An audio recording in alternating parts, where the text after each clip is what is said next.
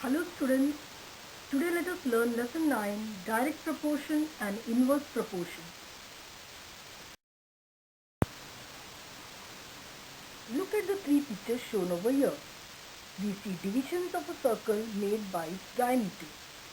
Do you see any relationship between the number of diameters and the number of divisions they give rise to?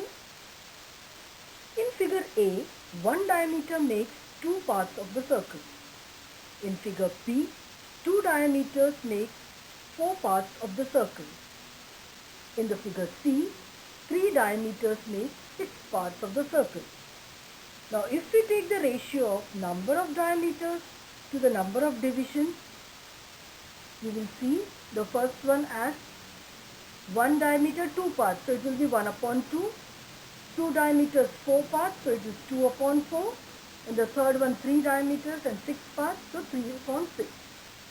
Now if we divide this 1 upon 2, see the second one, 2 upon 4, if you divide 2 and 4, you will get again 1 upon 2.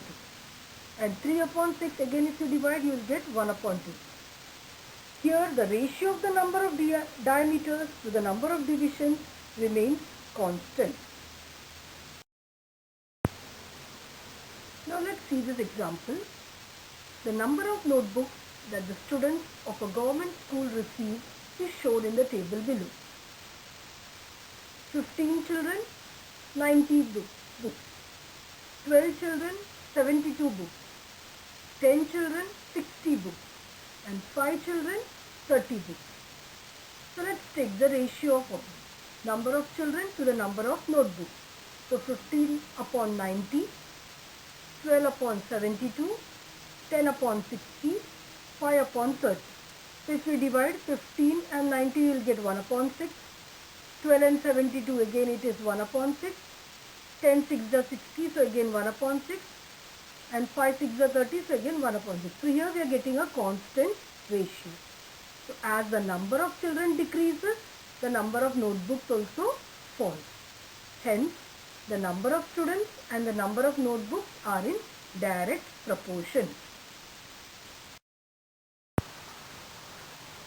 So what is direct proportion?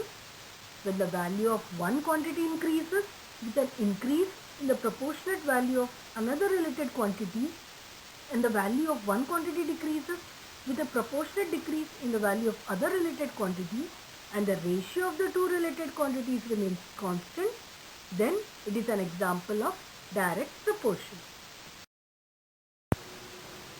Now look at this example. If 10 pens cost 60 rupees, what is the cost of 13 such pens?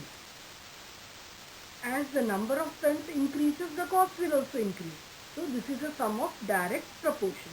So let us solve this. Let's just suppose the cost of 13 pens as x rupees. The number of pens and their cost vary in direct proportion. So how do we write it? 10 upon 60, because 10 pens cost 60 rupees. So 10 upon 60 equals to 13 upon x. Now cross multiply. 10 into x is equal to 60 into 13. So 60 into 13 is 780. So 10x equals to 780. Now divide both the side by 10. You will get x is equal to 78. So what is the cost? Cost of 13 pens is rupees 78. Now let us solve practice set 37. See the first one.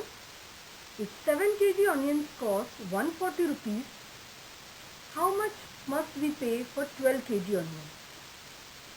So 7 kg onions 140 rupees, and now the weight is increasing from 7 to 12 kg. So cost will also increase. So again this is a sum of direct proportion. So let us take the cost of 12 kg onion as rupees x. So the weight of onion and its cost are in direct proportion. So how do we arrange? 7 upon 140 equals to 12 upon x. Cross multiply. So 7 into x equals to 140 into 12. Now we divide both the sides by 7. So left hand side 7 and 7 will get cancelled. Right hand side 7 and 140 we can cancel. 7 20s are 140. So we will get 20 into 12 as 240. So x is equals to 240. So we'll have to pay rupees 240 for 12 kg of onions. Now see the second sum. If 600 rupees buy 15 bunches of seeds, how many will 1280 rupees buy? The solution: let rupees 1280 buy x bunches of cattle seed. The cost of cattle seed and the number of bunches of cattle seed are in direct proportion. So you will write 600 upon 15 equals to 1280 upon x. So again cross multiply. X into 600 equals to 1280 into 15. Now we'll divide both the sides by 600. So on the left hand side 600 and 600 will get cancelled.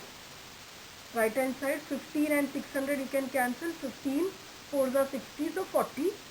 Then 40 and 1280 you can cancel as 40 32 times. So you will get x value of x as 32. So we can buy 32 bunches of cattle seed. Now let's solve the third sum. For 9 cows, 13 kg 500 grams of food supplements are required every day. In the same proportion, how much will be needed for 12 cows? So again let us take, let 12 cows need x kg of food supplements. As the number of cows and the quantity of food supplements are in direct proportion, we will arrange it 9 upon 13.5. Since it is 13 kg 500 grams, we will write it as 13.5, which is equal to 12 upon x. Now cross multiply. 9x equals to 12 into 13.5. Let's divide both the side by 9.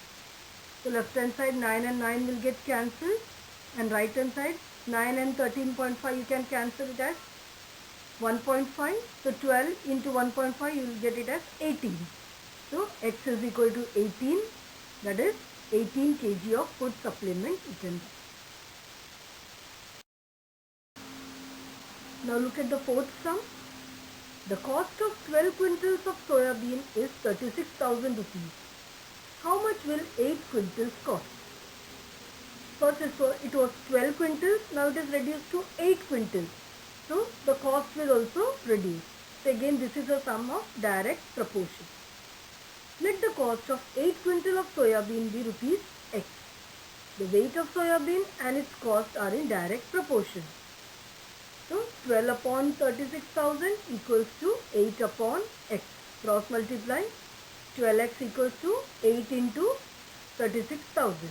Now let's divide both the side by 12. So left hand side 12 and 12 will be cancelled.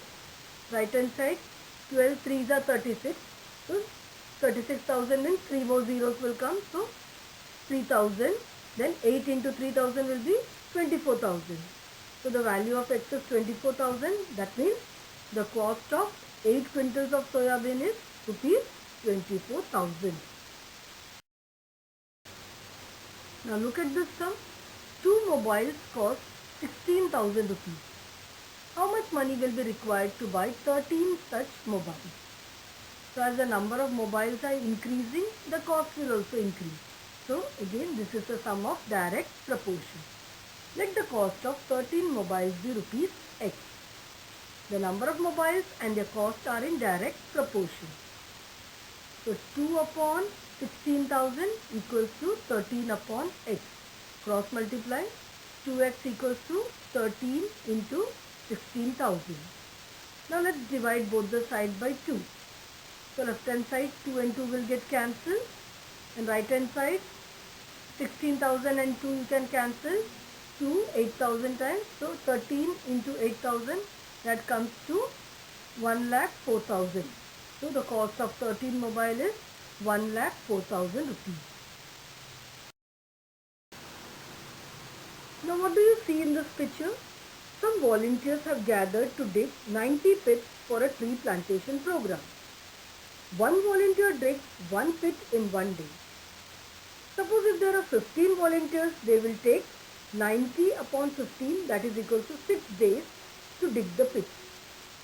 And if there are 10 volunteers, they will take 90 upon 10, that is equal to 9 days. Are the number of seats and the number of volunteers in direct proportion? If the number of volunteers decreases, more days are required. And if the number of volunteers increases, fewer days are required for the job. However, the product of the number of days and the number of volunteers remains constant. We say that these numbers are in inverse proportion.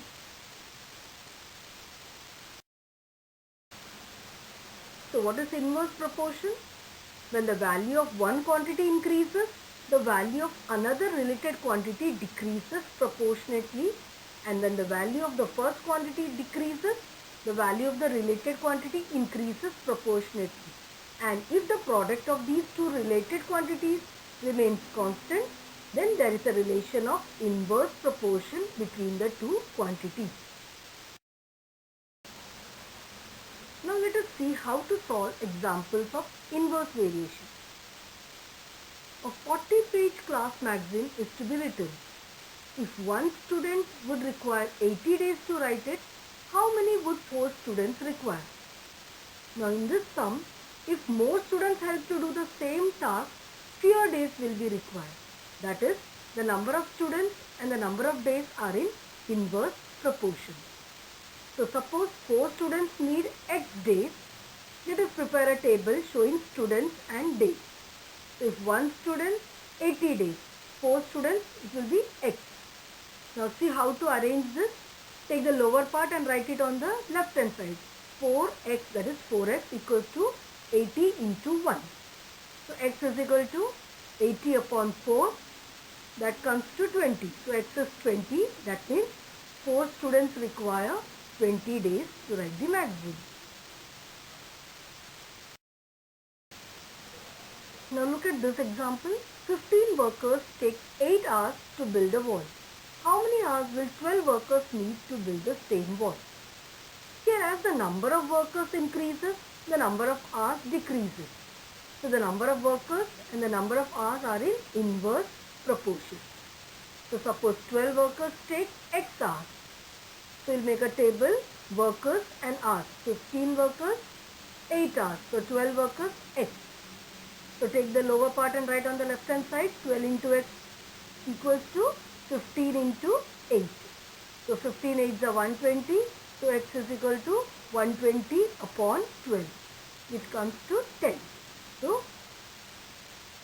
12 workers will take 10 hours to build the wall.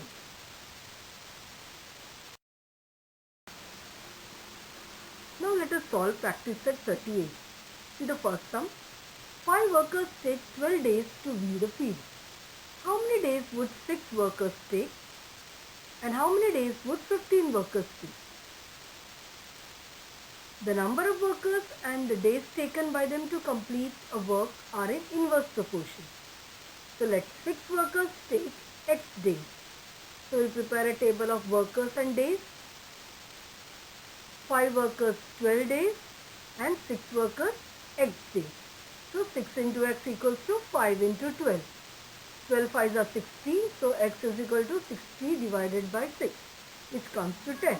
So 6 workers will take 10 days. Now let's solve the second part of the question. Let 15 workers take X days. So workers and days again. 6 workers take 10 days. So 15 workers X days. So 15 into X equals to 6 into 10. 6 tens are 60. So X is equal to 60 divided by 15.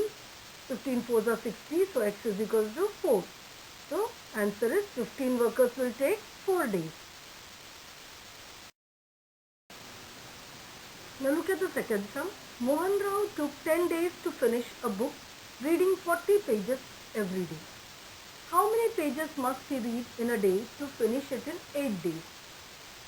So pages read per day and the number of days to complete reading a book are in inverse proportion. So let the number of pages read be X to complete reading the book in 8 days. So let's prepare the table. Pages read per day and the number of days to complete reading the book. So if it is 40 pages per day, 10 days are required for completing reading the book. So now they are asking for 8 days if you want to complete reading the book. How many pages you have to read per day? So let it be x. So x into 8 equals to 40 into 10. 40 into 10, that is 400. So x is equal to 400 divided by 8, that is 50. So 50 pages should be read to complete reading the book in 8 days. Now the third sum. Mary cycles at 6 km per hour. How long will she take to reach her aunt's house, which is 12 km away? If she cycles at a speed of 4 km per hour, how long would she take? Now here speed and the time taken to cover a certain distance are in inverse proportion. So she takes x hours to cover 12 km at the speed of 6 km per hour and y hours to cover the same distance at 4 km per hour. So let's prepare a table of speed, time and distance. So 6 km per hour, let the time taken be x hours and the distance is 12 km. And when the speed is 4 km per hour, let the time taken be y hours and the distance is same 12 km. So here speed into time is equals to distance, which is constant. So see the left hand side, 6 into x equals to 12. So x is equal to 12 divided by 6. So x comes with 2. And see the right hand side, 4 into y equals to 12. So y will be 12 divided by 4. So y equals to 3. That means Mary takes 2 hours at the speed of 6 km per hour and she takes 3 hours at the speed of 4 km per hour.